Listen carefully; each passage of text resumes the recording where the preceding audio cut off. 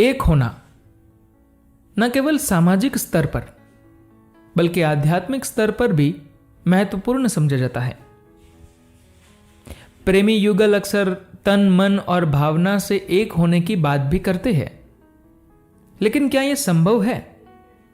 इस सृष्टि में तन, मन या भावना के धरातल पर कोई भी दो प्राणी क्या एक हो सकते हैं? नहीं। अगर एक हो सकते हैं तो सिर्फ ऊर्जा के स्तर पर। ऊर्जा के कई स्तर होते हैं। इसके एक स्तर को तो आप जानते ही हैं, वह भोजन जो आप खाते हैं, वह पानी जो आप पीते हैं, वह हवा जिसमें आप सांस लेते हैं, और वह धूप जिसका आप उपयोग करते हैं।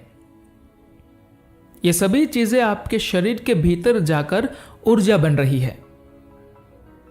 रोजमर्रा के जीवन में आप जिस ऊर्जा का अनुभव करते हैं वह अलग अलग लोगों में अलग अलग सीमा तक होती है।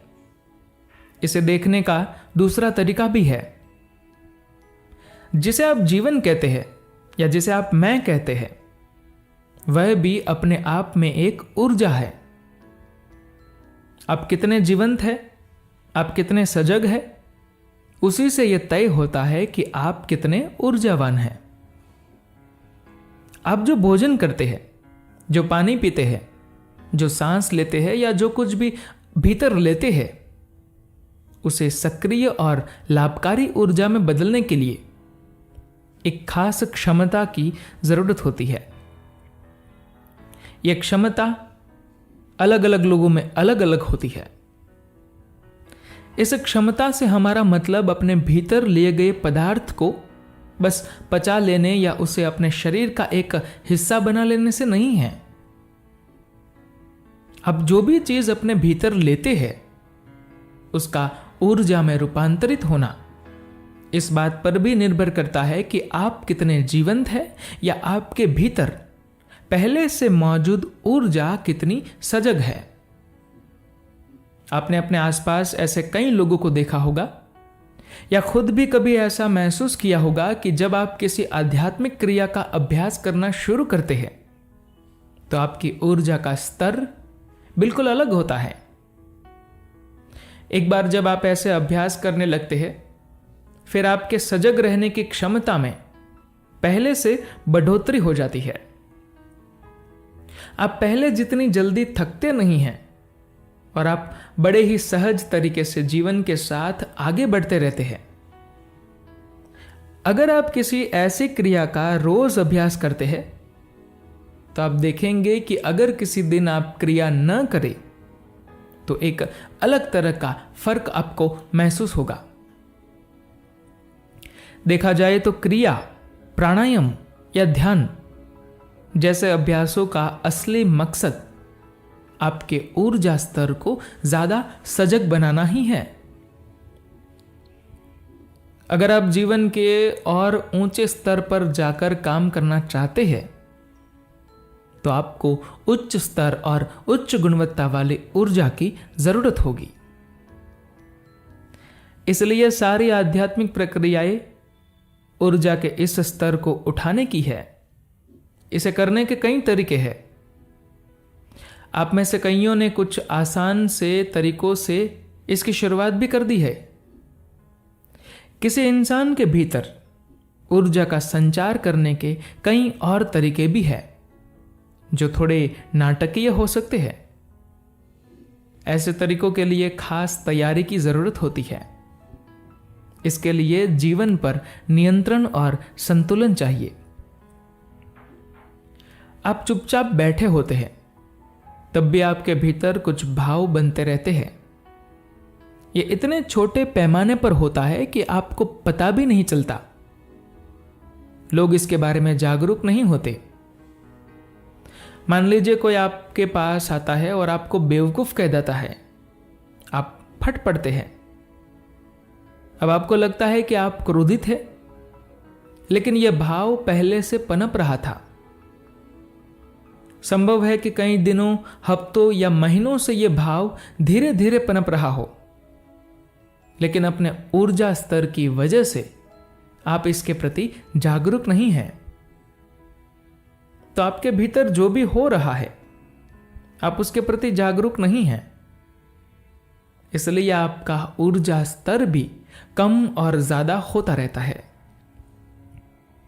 किसी दिन तो आप काफी ऊर्जावान महसूस करते हैं तो अगले दिन नहीं। जब हम ऊर्जावान होने की बात करते हैं तो इसका मतलब हर किसी के लिए अलग अलग होता है। किसी स्कूली बच्चे के लिए ऊर्जावान होने का मतलब स्कूल जाना, पढ़ाई करना और खेलना कूदना सा होता है। किसी मजदूर के लिए ऊर्जावान होने का मतलब यह हो सकता है कि वह पूरे दिन कड़ी शारीरिक मेहनत कर सके। किसी कंपनी के एग्जीक्यूटिव के लिए ऊर्जावान होने का मतलब कम सोना, ज्यादा यात्राएं कर पाना और अपना काम ठीक से कर पाना हो सकता है। योगी की बात आती है तो सोना या खाना उसके लक्ष्य है ही नहीं। वह बहुत दिनों तक बस ऐसे ही स्थिर रहना चाहता है। वह बस इस सृष्टि के साथ अपने संपर्क के सहारे ही जीवित रहना चाहता है, अपने भीतर कुछ डालकर नहीं। तो ऊर्जावान होने का मतलब अलग अलग क्षेत्रों के लिए अलग अलग है। आपके लिए अगर ऊर्जावान होने का मतलब सिर्फ इतना है कि आप अपने रोजमर्रा के कामों को बेहतर तरीके से बिना जल्दी थके कर सके, तो इसके लिए आप जो अभ्यास कर रहे हैं वह काफी है। अगर वह अभ्यास काफी नहीं लग रहा हो तो उसमें थोड़ा सा सुधार करने से आपकी जरूरतें पूरी हो सकती हैं। एक आसान सा तरीका और है, आपने जरूर गौर किया होगा कि किसी दिन जब आप खुश होते हैं आप अपने भीतर अधिक ऊर्जा महसूस करते हैं। दूसरे दिन अगर आप उतने खुश नहीं हैं तो आपको अपने भीतर उतनी ऊर्जा महसूस नहीं होती। हम जो अक्सर हमेशा खुश और शांत रहने की बात करते रहते हैं उसका कारण यही है कि अगर इंसान भीतर से खुश और शांत होगा तो उसकी ऊर्जाएं एक खास तरीके से सजग होने लगेगी, नहीं तो उनमें रुकावट आती रहेगी। जब यह ऊर्जाएं सजग होंगी तभी आप उन्हें ऊंचे स्तर तक ले जा सकते हैं। मेरे लिए सही मायने में ऊर्जावान होने का मतलब यह है कि अगर आप यहां बैठे हैं तो आपकी सीमा शरीर न रहे। अगर आपकी ऊर्जाएं वास्तव में सक्रिय है तो आपका शरीर आपके लिए बंधनकारी नहीं होगा। ऊर्जा ही संपर्क का मुख्य साधन बन जाती है। अभी बाकी दुनिया से आपका जो भी संपर्क है वह आपके शरीर, मन और आपकी भावनाओं के जरिए ही है। इन्हीं के जरिए आप अपनी बात कहते हैं, दूसरों तक अपनी पहुंच बनाते हैं।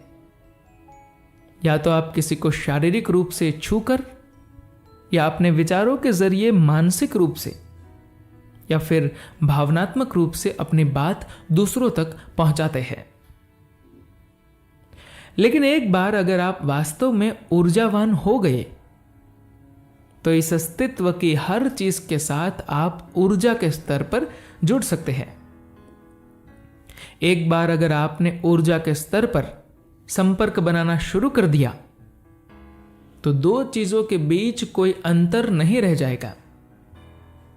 एक बार अगर यह बंधन टूट गया तो आप अपनी परम प्रकृति को पा लेंगे। ऊर्जावान होने का मतलब अलग अलग लोगों के लिए बेशक अलग अलग हो सकता है, लेकिन जब आप एक आध्यात्मिक प्रक्रिया शुरू करते हैं तो ऊर्जावान होने का अर्थ है अपनी सीमाओं के परे जाना, क्योंकि ऊर्जा के स्तर पर सब कुछ एक होता है। शारीरिक स्तर पर हम दूसरों के साथ एक कभी नहीं हो सकते, मानसिक विचारों में भी कभी एकत्व नहीं हो सकता। हम एक होने की बात कर सकते हैं लेकिन वह कभी नहीं होने वाला। भावनात्मक स्तर पर भी हम बेशक ऐसा सोच सकते हैं कि हम एक है, लेकिन हम अलग अलग ही होंगे। कोई भी दो लोग एक ही तरह से कभी नहीं महसूस कर सकते। हो सकता है कि हम ऐसा मानते हो, ऐसा विश्वास करते हो कि दो लोग एक जैसा महसूस करते हैं, लेकिन ऐसा होता नहीं है। कुछ लोगों को इसका अनुभव करने में सालों का वक्त लग जाता है। हो सकता है कुछ लोग बहुत जल्दी इसे अनुभव कर ले, लेकिन कभी ना कभी यह अनुभव हर किसी को होगा कि शारीरिक, मानसिक और भावनात्मक रूप से कोई भी दो लोग बिल्कुल एक जैसे नहीं हो सकते। ऐसा संभव ही नहीं है। लेकिन जब आप वास्तव में ऊर्जावान हो जाते हैं तो एक हो जाना स्वाभाविक है। धन्यवाद।